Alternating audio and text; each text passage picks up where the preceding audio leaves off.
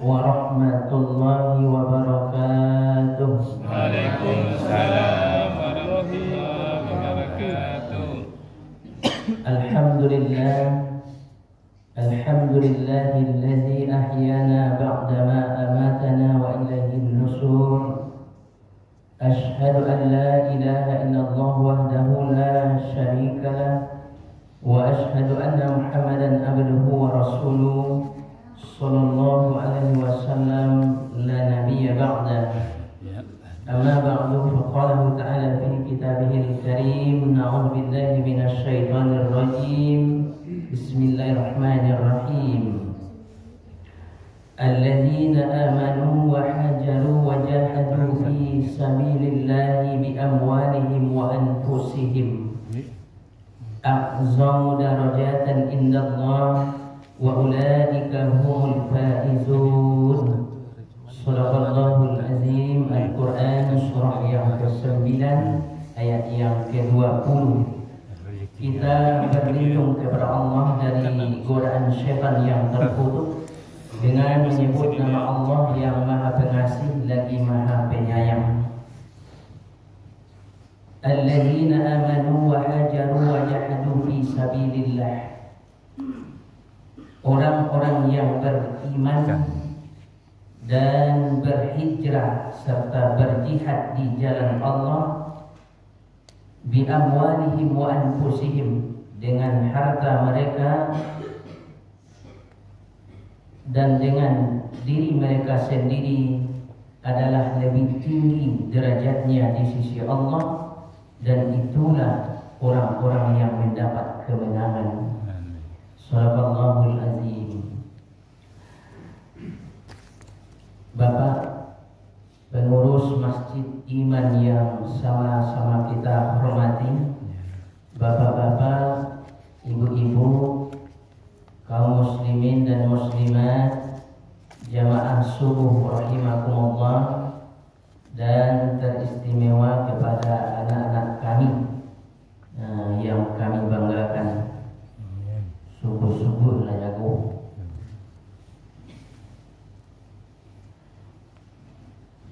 Bapak-bapak dan ibu-ibu jamaah rahimakumullah, di dalam Al-Quran surah At-Taubah ayat yang ke-20 tadi, Allah bercerita tentang peristiwa hijrah. Kalau kita baca sejarah, hijrah itu terjadi bukan pada bulan Muharram. Hijrah itu terjadi pada tanggal 30 Syawal, dan Rasulullah sampai di Madinah itu pada tanggal 12 Rabiul Awal. Ya, akan tetapi kemarin sudah Bapak sampaikan bahwa ada sahabat-sahabat yang hebat ketika itu.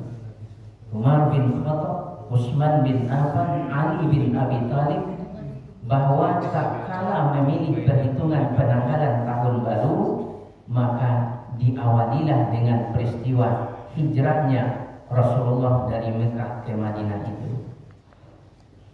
Jamaah rahimakumullah, kalau kita lihat sejarah bahwa Rasulullah itu menyampaikan dakwah dibagi kepada dua periode. Ada yang disebut dengan periode Mekah, ada yang disebut dengan periode Madinah.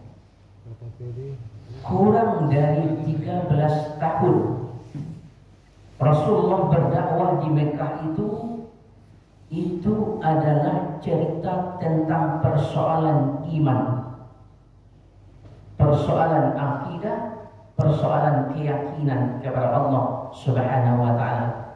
Karena Nabi ku berdakwah ada di Mekah, ada di Madinah. Jamaah rahimakumullah, ayat yang turun kepada Rasulullah itu kan sekitar 22 tahun 2 bulan 22 hari yang kurang dari 23 tahun. Selama 23 tahun itu 13 tahun di Mekah itu berbicara tentang akidah saja, tentang keimanan kepada Allah Subhanahu wa taala. Sehingga di dalam sejarah diceritakan 3 tahun Nabi Muhammad SAW berdakwah, dia tidak dapat pengikut tidak lebih dari 11 orang. 3 tahun berdakwah bapak ibu, sabar orang pengikut. Tapi ketika dakwah sudah dimulai secara terang-terangan, kalau dahulu kan ayat Quran selalu begini gitu. Di masjid awal dan diletakkan di tempat yang tinggi. Kalau jemaah ingin baca, silakan diambil. Kalau dahulu hanya di hati Muhammad, di dalam hati Muhammad. Sahabat-sahabat yang dekat dan meyakini kebenaran Islam itu hanya datang mendak-mendak sembunyi-sembunyi ke rumah Nabi Muhammad. Pukul 2 pagi, pukul 3. Begitu dia. Ini kok dibuat ceramah pukul 2 pagi kira-kira bapak ibu. Salah seorang aja. Salah seorang aja. Atau mungkin dulu ada baru gini. Putihku ceramah. Tapi begitulah jamaah rahimakumullah, ketika datang perintah fasda' bima tu'marun wa aqim 'anil musyrikin, Muhammad sampaikan agama ini secara terang-terangan dan berpalinglah kamu dari orang-orang musyrik. Mulai Nabi Muhammad secara terang-terangan sedikit demi sedikit tambah pengikut. Ketika pengikut bertambah-tambah, bapak dan ibu jamaah rahimakumullah, semakin bertambah pula serangan dari orang-orang yang tidak senang dengan Islam, terutama orang-orang Yahudi dan Nasrani. Akhir zamannya jamaah rahimakumullah, ketika Nabi Muhammad dan para sahabat-sahabatnya sudah semakin agak banyak pengikut Islam ini, orang-orang kafir Quraisy itu melakukan pertemuan di suatu tempat namanya Darun Najwa. Darun itu rumah, Najwa itu balai pemuda lah ini kok, atau mungkin tampet-tampet pos kamling. Dilakukan pertemuan oleh Abu Jahal, Abu Lahab dan orang-orang yang tidak senang dengan dakwah Nabi Muhammad SAW. Lalu apa yang terjadi jemaah rahimakumullah? Ketika hadir ketika itu dilakukanlah rencananya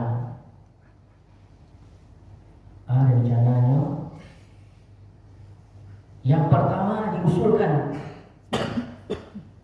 bahwa Nabi Muhammad ini kita tangkap, kita buang saja ke tempat yang sangat jauh sehingga dia tidak bisa menyebarkan agama Islam di kota Mekah ini.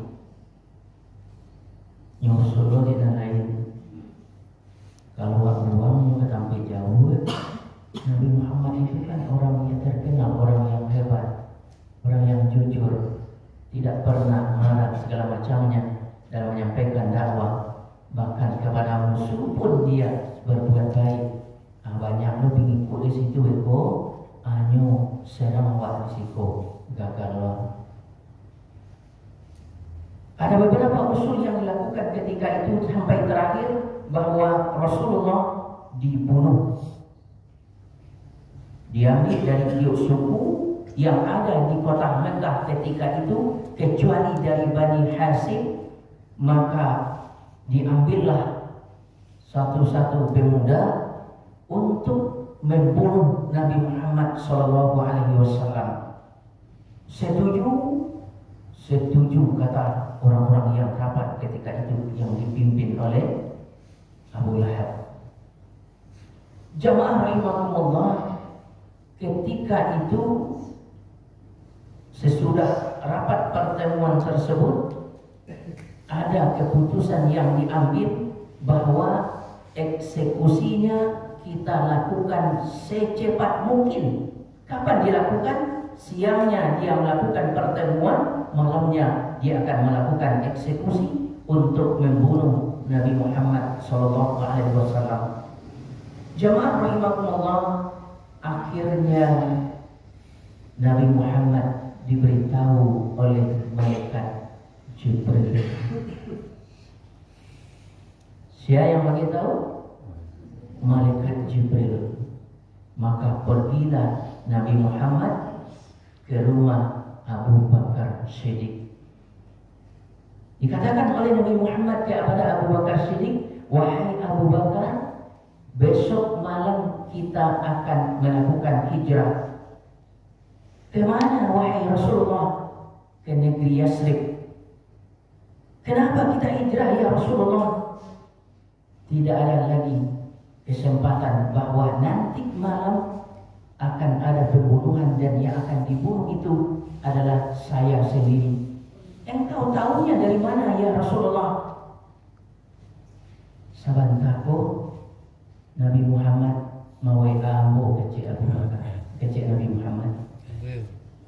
Ya kecil Nabi Muhammad ke Abu Bakar Siddiq nyawa ambo. Ahli WA-nya baso nanti malam orang-orang kafir Quraisy akan membunuh ambo supaya ajaran Islam tidak lagi bisa berkembang. Jamaah rahimakumullah, setelah dilakukan kesepakatan itu dan dia telah berencana, lalu ada di dalam sejarah diceritakan yang ada di rumah Nabi Muhammad ketika itu adalah Nabi Muhammad dan Ali bin Abi Thalib. Ada juga pendapat yang menyatakan Abu Bakar sendiri. Tapi ada pendapat yang menyatakan ketika itu Abu Bakar berada di rumahnya. Jamaah rahimakumullah, lalu ketika rumah dikepung oleh orang-orang kafir Quraisy dari kampung rumah tua, lalu kira-kira mungkin sesudah Isya, ketika Rasulullah akan keluar dari rumah tersebut, maka terjadilah keajaiban yang Allah sebut di dalam surah Yasin ayat yang ke-9 itu. Surah Yasin, surah kepada ibu-ibu. Ya, waja'alna min baini aydihim saddan wa min khalfihim saddan fa'aghshaynahum fahum la yubsirun, kata Allah. Sesungguhnya Allah menjadikan di belakang mereka itu dinding dan di depan mereka itu dinding sehingga mereka tidak melihat ketika Nabi Muhammad berjalan dengan Abu Bakar Siddiq untuk melakukan melakukan hijrah tersebut. Itu ayatnya. Waja'alna min baini aydihim saddan wa min khalfihim saddan fa'aghshaynahum fahum la yubsirun. Ayat yang dibaca oleh Rasulullah ketika keluar dari rumah tersebut, sehingga ketika itu orang-orang Quraisy itu seolah-olah terpana saja, termangu senyum. Hipnotis. Hipnotis. Tapi jangan ibu baca dulu, ibu kok malah PDP apa-apa tuan. Ada yang baca ayat Quran. Waja'alna min baini aydihim saddan wa min khalfihim saddan fa'aghshaynahum fahum la yubsirun. Ibu ambulans teh. Baca itu jangan lupa apa malah PDP itu dan baca ayat tulis.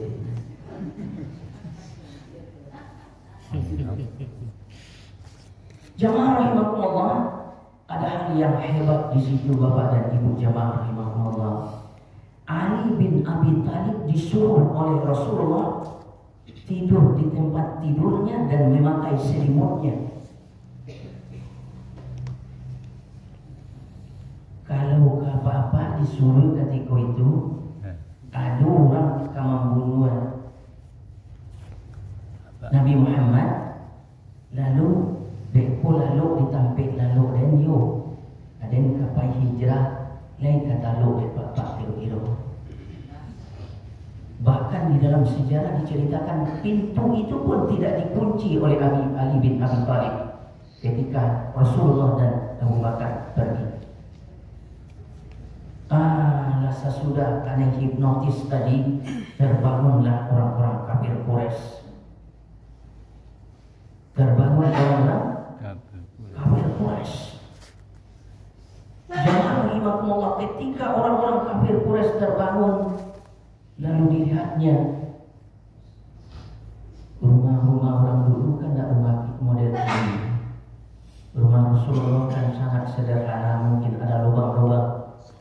Mencari masih ada orangnya. Rasulullah lalu, Nabi lalu sini, Muhammad lalu.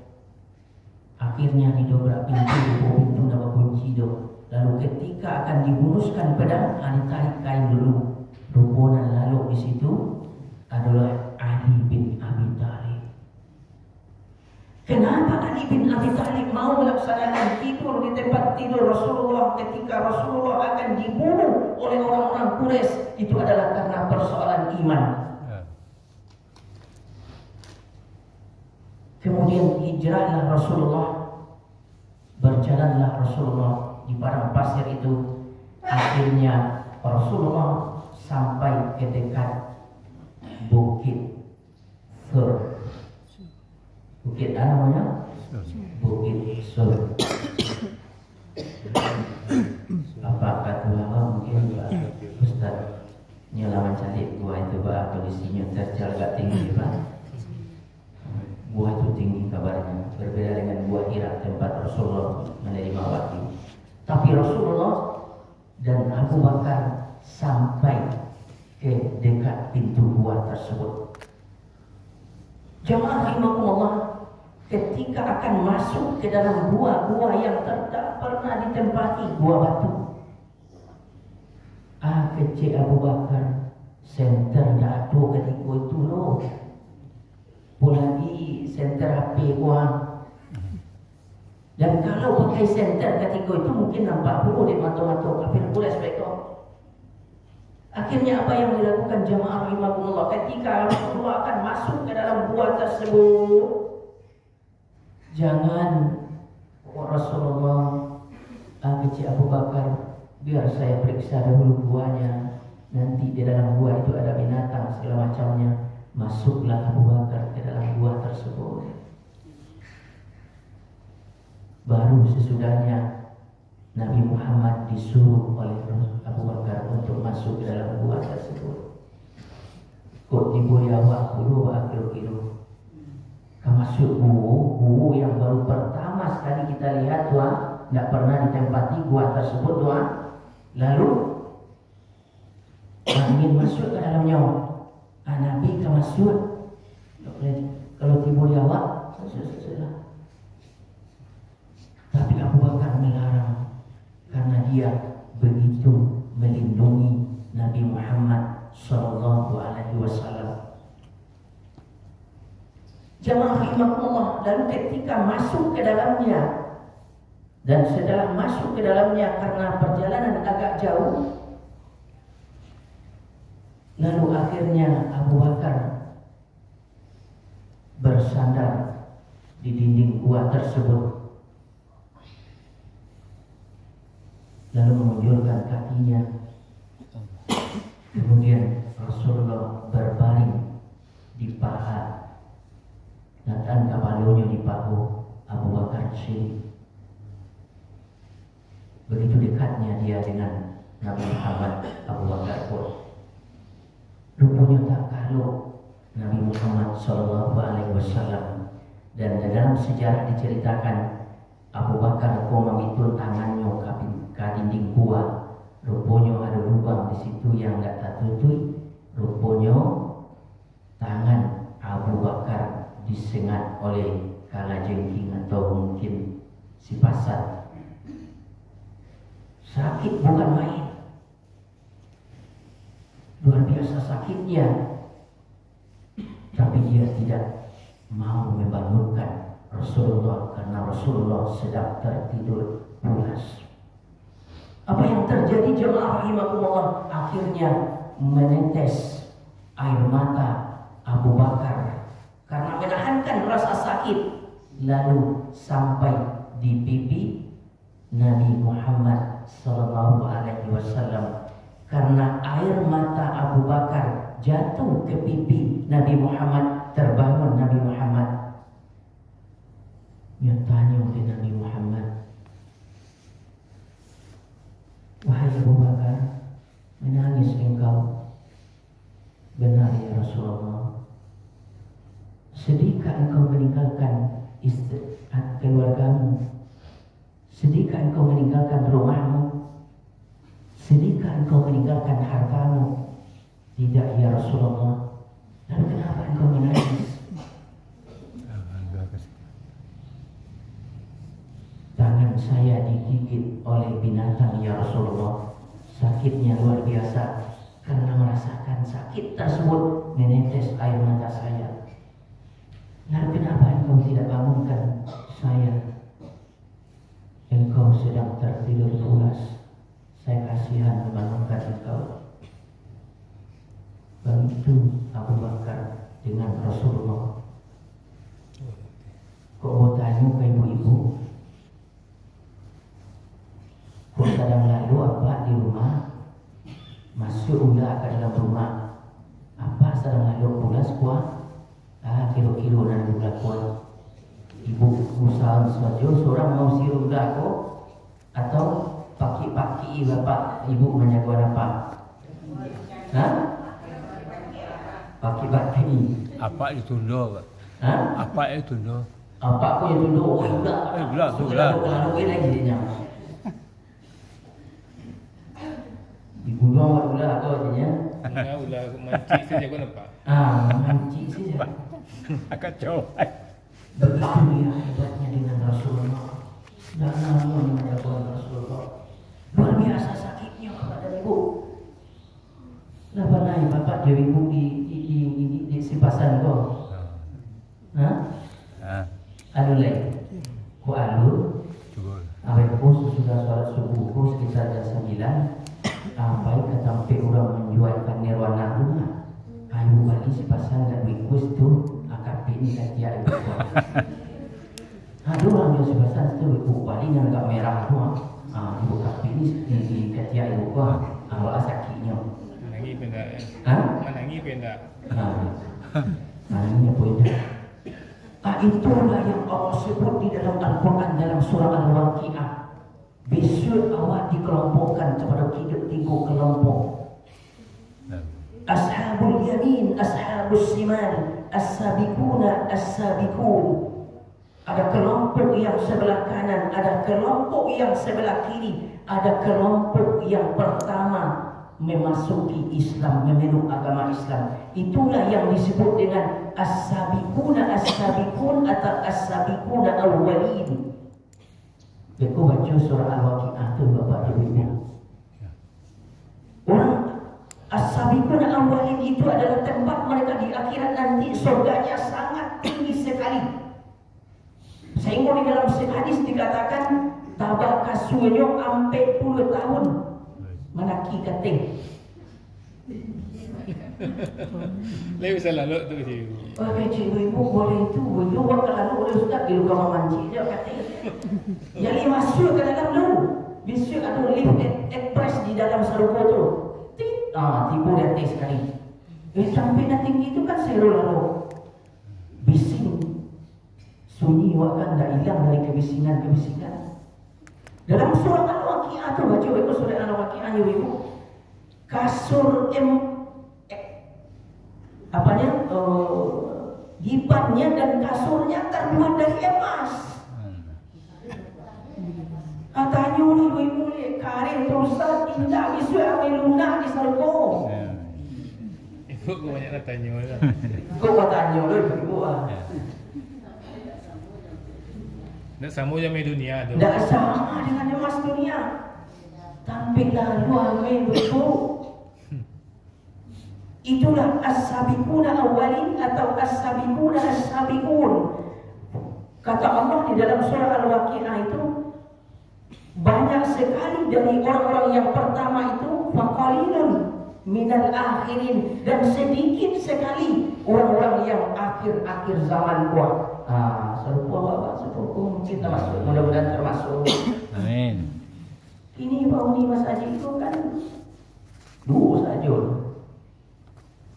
Orang nak laput-laput, orang nak ketek-ketek serupa. Nah, baru-baru karason, baru-baru presker, baru-baru minyak angin, itu nanti bawa Mas Haji. Dan duduk mau jujur. Nang mau minyak wangi tadi pura. Itu juga ada orang sampai sekali.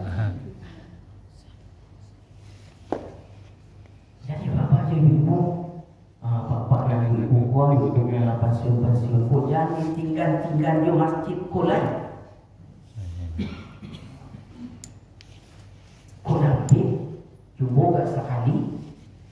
Bapak dan ibu, dalam hadis ada dikatakan siapa yang sholat berjamaah selama 40 hari, indah talambe takbiratul ikram selama 40 hari, maka Allah hilangkan darinya dua sifat: terbebas dari api neraka dan terbebas dari sifat kemunafikan. Coba sekali Bapak Ibu. Jemaah rahimahullah, ini kita lanjutkan. Ada sekitar 3 hari 3 malam Rasulullah berada di gua Sur tersebut dengan Abu Bakar Siddiq. 3 hari 3 malam di dalam gua. Itulah apa baru siapa yang menyiapkan makan. Itulah putri Abu Bakar yang bernama Asma. Siapa namanya? Asma. Pakai Hamzah, gak panjang sabu itu. Kalau Asma itu penyakit tuh. Tapi Asma binti Abu Bakar. Asma anak Abu Bakar. Siapa yang mengantarkan makanan untuk Rasulullah? Dialah Abdullah bin Abu Bakar, anak Abu Bakar juga. Karena itu nanti di akhirat itu dikatakan di dalam hadis Rasulullah bahwa nanti setiap orang itu, orang-orang yang baik, orang-orang yang beramal soleh di dunia ini nanti akan dipanggil di akhirat itu masuk surga melalui pintu sesuai amal kebaikan yang dia kerjakan, kecuali Abu Bakar Siddiq. Karena dia nanti akan dipanggil oleh setiap pintu. Seluruh pintu kalau ada di surga itu, kalau ada 9 pintu, kalau ada 8 pintu di surga itu, nanti setiap pintu akan memanggil dia untuk masuk ke dalam surga. Begitu pengorbanan yang dilakukan oleh Abu Bakar Siddiq. Jemaah rahimahullah. Lalu kan di padang pasir kan? Sesudah 3 malam Rasulullah keluar lagi dari gua Sur tadi. Lalu dia melakukan perjalanan ke Madinah atau ke Yathrib itu. Akhirnya Rasulullah sampai pula di suatu tempat yang bernama Kuba. Di tempat itu Rasulullah mendirikan masjid. Sebuah masjid yang pertama yang didirikan oleh Rasulullah dan Abu Bakar Siddiq yang bernama Masjid Kuba atau Masjid Ula. Masjid yang pertama. Bapak ibu dan umroh atau baik ke situ kalau salah. Ibu, alah mencari ibu masjid itu, Bu. Alah, lah sholat ibu di situ, Bu. Siapa yang sholat di masjid itu, kata hadis Rasulullah, samula dengan pahala umrohnya dapat. Pahala hebatnya pahala ibu-ibu nala, bapak juga nala umroh. Jamaah rahimakumullah, kemudian Rasulullah melakukan perjalanan ke Madinah sesudah dari Kuba tersebut. Lalu setelah sampai di Madinah, Rasulullah beristirahat dengan Abu Bakar Siddiq. Rupo orang Madinah tu elok-elok, sangat elok. Orang-orang Ansor namanya, orang yang hijrah, orang-orang yang muhajirin, orang-orang yang hijrah, ya orang-orang yang menunggu di Madinah, orang-orang Ansor nyo sangat elok. Kau orang-orang muhajirin kau, Pak, rumah ambo 3 kamarnya. Pakailah dia apa sakamar atau dulu kalau apa paradu. Pak, bini ambo ada 3. Kalau apa paradu bini karena bini apa ndak baik kamari do, ambo caren surang lah habis masuk ida kau pilih dia pak yang paling lancar. Ambo abi masuk idanya nikah lah pak yo istri ambo tu. Ambara kayak itu orang Madinah tu. Orang Madinah tu. Jemaah memang tidak beberapa saat sesudahnya Rasulullah juga mendirikan masjid. Namanya masjid hari ini masjid. Kalau yang pertama tadi lah sampai di Madinah Masjid Nabawi. Apakah umrah, apakah haji, lah solat di masjid itu dong. Yang haji ada solat arba'in namanya. Hampir puluh waktu selama 8 hari berjamaah di situ. Masjid Nabawi. Siapa yang mendirikan masjid tersebut? Rasulullah dan Abu Bakar Siddiq. Ba'alo menentukan tanah untuk membangun masjid tersebut. Kata Rasulullah ke Abu Bakar Siddiq, lepaskan onta saya. Nanti di mana onta saya berhenti, disitulah kita akan bangun masjid. Rupanya berhentilah onta Rasulullah di tanah anak yatim. Setelah ditemui orang-orang yang mengasuh anak yatim dibelilah oleh Abu Bakar. Abu Bakar punya tabungan emas. Seluruh tabungannya itu dia bawa.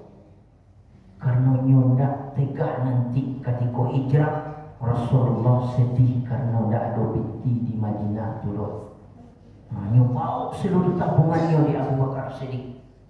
Begitu lagi pengorbanan Abu Bakar. Jamaah rahimahumullah. Kemudian setelah ditebus kepada anak yatim, dibangun masjid oleh Rasulullah dan Abu Bakar Siddiq. Kembali sedikit kita kepada cerita Muharram. Hari ini kita sudah berada pada tanggal berapa anak Muharram? Tanggal Muharram. Tanggal 9.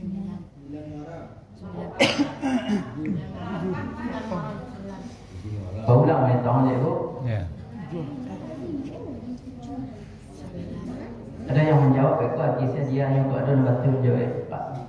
Betul. Siapa coba jawab? Tanggal 8 Muharram betul yang dijawab oleh ibu-ibu. Saya lagi dia apa Pak? 8 Muharram 1446 Hijriah. Ketika kita mendengar ada hari Asyura 10 Muharram. Di 10 Muharram itu ada peristiwa-peristiwa hebat yang terjadi. Taubatnya Nabi Adam diterima oleh Allah tanggal 10 Muharram. Tanggal 10 Muharram. Ada usul Nabi Adam memakan buah khuldi ketika ditempatkan di surga. Allah berkata kepada Nabi Adam, wahai Adam, tinggallah kamu di surga ini dengan istrimu dan jangan dekati pohon khuldi tersebut. Malaki saya tak boleh dong. Tapi oleh Nabi Adam dimakannya buah khuldi tersebut. Akhirnya Nabi Adam terusir dari surga. Lalu dia bertobat kepada Allah. Tobatnya, Rabbana zalamna anfusana wa illam taghfir lana wa tarhamna lanakunanna minal khasirin. itu yang diulang-ulang oleh Nabi Adam alaihissalam membacanya selama 40 hari. Diulang-ulang oleh Nabi Adam alaihissalam membaca itu terus-menerus dibaca oleh Nabi Adam. Dalam sejarah diceritakan bahwa ketika Nabi Adam sudah melakukan perbuatan dosa tersebut, dia tak pernah membitu maduk ke langit dia doang. Anakku sejarahnya. Orang kini bapak dan ibu aduh berbuat salah, perbuatan dosa besar yang dia lakukan, alhamdulillah muncul. Nah dulu kawan, ya bang, dia muncul. Nabi Adam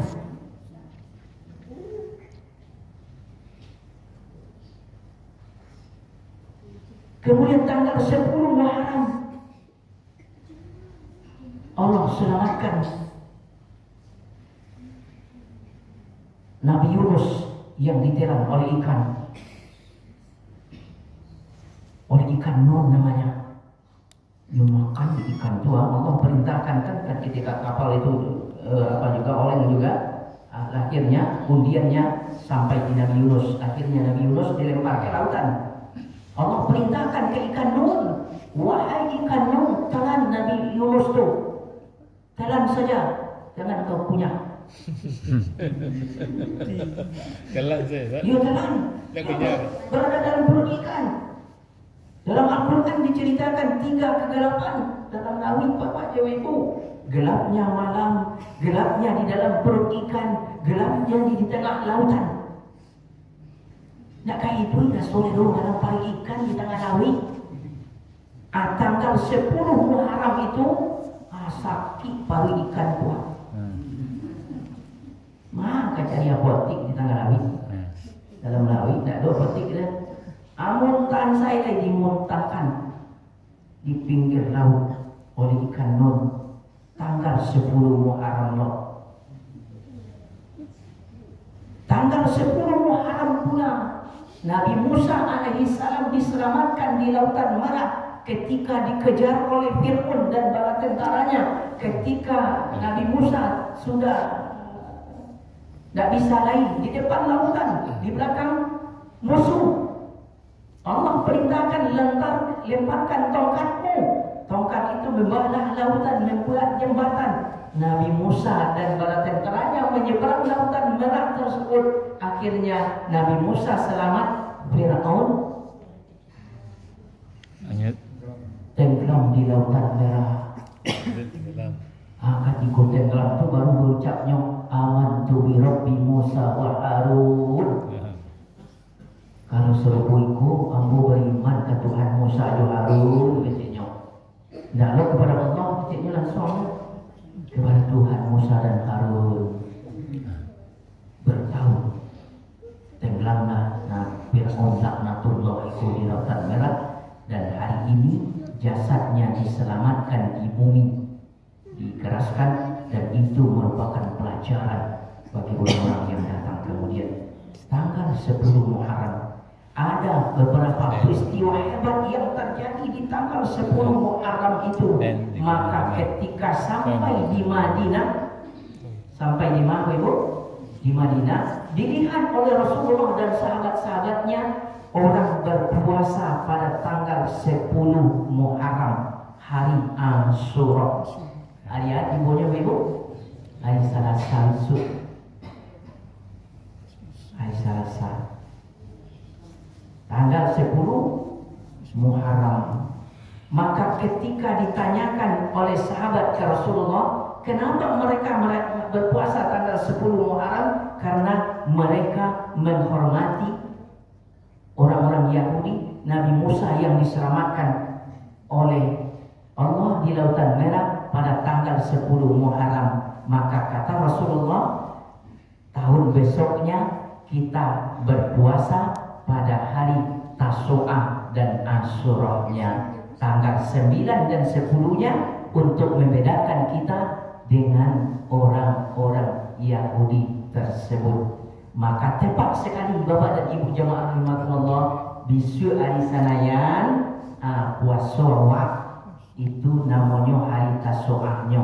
Tanggal 10-nya wak puasa itu namanya hari Asyurahnya, untuk membedakan puasa kita dengan orang-orang Yahudi ketika dahulunya. 90. Sampai jam mana ibu? Hari dah setengah 7 kurang 5 menit. Sampai menit lagi ibu? Ya. Jamaah rahimakumullah, di dalam hadis dikatakan siapa yang berpuasa 2 hari,